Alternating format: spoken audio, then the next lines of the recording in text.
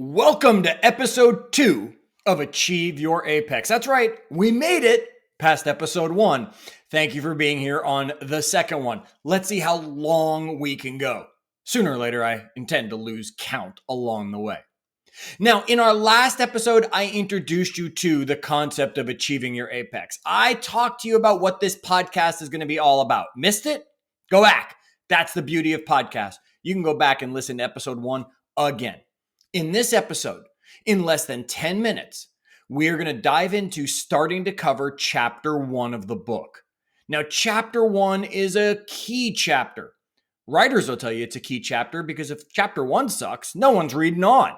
Yet I'll tell you it's a key chapter because even if you only read chapter 1, I had to hit you with something that crucial that you don't even pay attention to. And that is your environment. I'm not talking the environment meaning global warming and the conversation that happens around that. I'm talking about your personal environment. And you have so many environments you go through, you don't even think about it. Now, you just think about, I have the environment of my urban surrounding or my country surrounding if you're living out in the country somewhere listening to this or wherever you might be. That's not true. Because the home you live in has multiple environments right there alone. Your bedroom is a separate environment from where you watch TV, which is a separate environment for where you maybe work from home, which is a separate environment from the kitchen, where maybe the family congregates if you have family, or you make a mess or experiment or whatever it might be, or avoid. You might be one of those that avoids the kitchen. You have the environment of your car, because it's its own environment once you get into it. Now, let me ask, if you're in it right now, listening to this on your car, look around. Are you my car is spotless and looks like it came off the dealer's lot at any moment? Or are you don't look behind the passenger seat, Chad, because there's a bunch of cans of soda that are empty. I threw back there, water bottles, wrappers, etc., etc. It speaks volumes to you, your success, depending on what your environment is. You also then have work environments. You have your grocery store environment because you probably go to the same one almost every time. You've got all of these environments around you and you are not aware of them because you're not stopping to think, whoa, that's a lot of environments I go through. So if you are not driving right now, close your eyes. Think about 3 or 4 environments I didn't mention that you experience regularly. Your gym?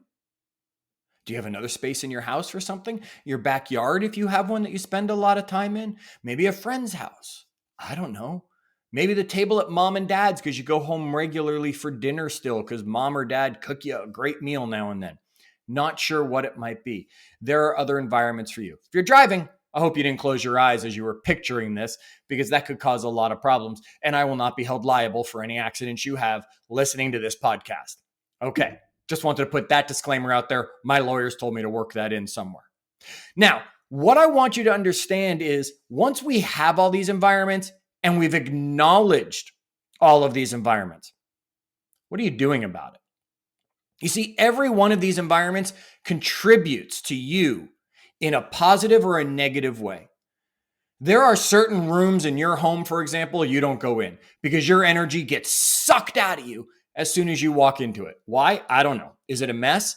Is it you just don't like doing laundry? So when you got to walk into that room, you're like, oh, I don't want to be here, right? Whatever that is. There are some rooms in your environment that boost your mood immediately. I can't wait to walk into our home gym. Bam! Energy level that much higher because it's set up for that, right? What are you doing and which environments empower you and which environments drain you? And once we know these things, we can move on to what we'll cover in our next episode, which is where we'll get into creating the best use of every environment for us. Now, you can think about some environments that have created who you are as a person. Were you in a productive environment, therefore probably a productive person? Were you in an environment of alone, where you spent a lot of time with television? I did growing up as a kid. I had a lot of opportunity to sit and watch TV. That was a choice that was made whether I was visiting my father and home alone for hours during a day while he was off at work and other things were going on, Whether it was I came home from school as a kid and that's what I did. I ran to the cartoons that were on or whatever. I had a lot of time in that environment. I was alone in the environment.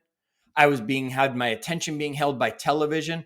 And to this day, it's still a fight I have that when I don't know what to do, I'll sit down and turn on the TV because that was an environment I was raised in. What environments were you raised in, which give you the understanding of who you are today and what made you so? Think about that for a moment. When you go into your bedroom, is that environment set up for success? Or is that environment also have your work office station there or your Peloton sitting there and it's a multiple use room? Think about how you can adapt environments, which we will cover in our next episode. And I will bring you some great tips on how to adapt and control all those different environments. So what I want you to stop and think about for this next week before I'm back is all the different environments you're going through. Maybe make note of them. Make a list of all of them. Well, I was in my kitchen a lot. I'm there regularly. I'm in the bedroom a lot. I'm in the office a lot, wherever you might work. I'm in the home office a lot. I'm at that Starbucks. I work from there a lot. That's an environment I have to consider as one of my environments. I'm in my car a bunch. I'm not in my car. That's not much of an environment to me. The apex creatures that are out there understand their environment. This is why sharks swim, eagles fly. You don't see eagles walk very often, do you? No. And that's why they are also the apex predator in that food chain. Yet how many other times are you driving down the street and you're watching a bird walk across and you're telling the bird to just fly away before you hit it with your car? Might be happening to you right now. Yeah, I don't understand why birds walk either. They have wings for a reason. And eagles use them.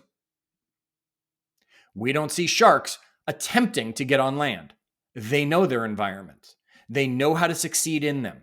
I want you to spend this week identifying yours so that we can help you make the most of each of them.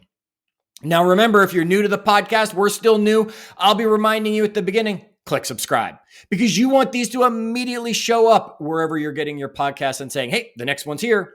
I can check it out.